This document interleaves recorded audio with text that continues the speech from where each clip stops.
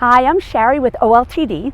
The term emotional intelligence, or EQ, was popularized when Daniel Goleman wrote a book of the same title back in 1995.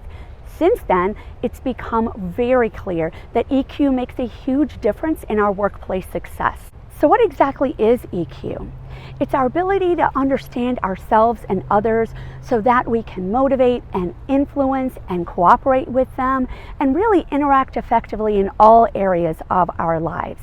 And from a leadership standpoint, EQ is often a better predictor of workplace success than IQ, which makes sense when you really think about it, right?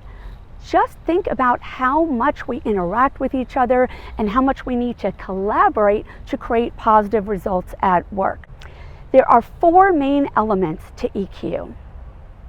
Self-awareness is how well you understand your emotions and the impact they may have on your thoughts and behavior. How tuned into your emotional responses are you?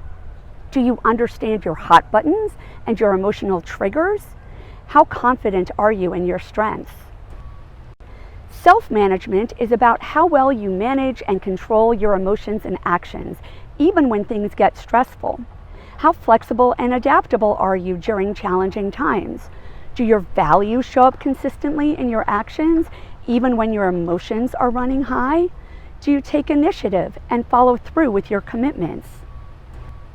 Social awareness is our recognition and understanding of other people's emotions, needs, and concerns. It's our capacity for empathy. How well do you read and anticipate other people's needs? Do you pick up on cues? How open are you to appreciating differences? How aware are you of team and power dynamics as well as workplace norms? Relationship management is how well we develop, navigate, and maintain our relationships. Do you communicate and collaborate effectively on teams? Do you manage conflict and share feedback constructively? How well do you lead and influence other people? The great news is that it's possible to actually develop and build upon our emotional intelligence, and many of us have learned some of these lessons the hard way. Let me give you an example. Let's say, hypothetically, I get really mad at someone I'm super close to in my family. So I blow up and I say some choice words, hypothetically. That would be an example of me not exercising effective self-management, right?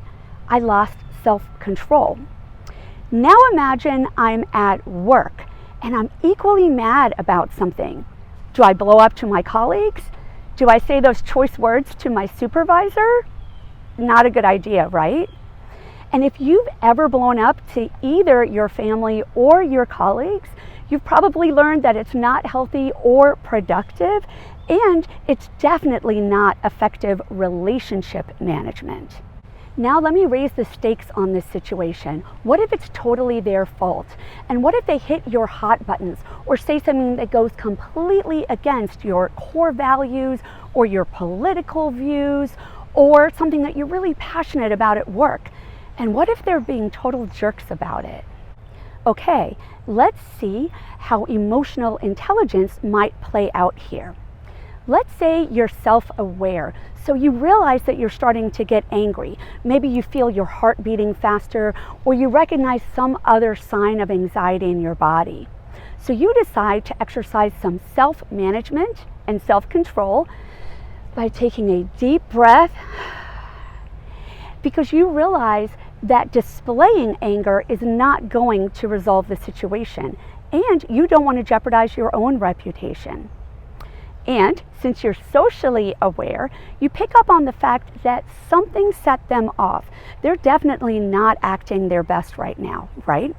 So you decide to practice some good relationship management, and you try to defuse the situation.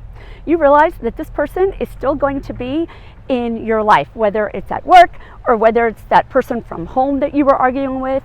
They're still going to be in your life the next day. And so winning this argument is nowhere near as important as maintaining that relationship. As this example shows, EQ helps us navigate the messiness of interacting with other humans. And if we're going to be successful leaders, it is crucial that we understand and manage our own emotions, as well as recognizing and responding effectively to other people's strengths and needs and concerns. Emotional intelligence makes a huge difference in our workplace success.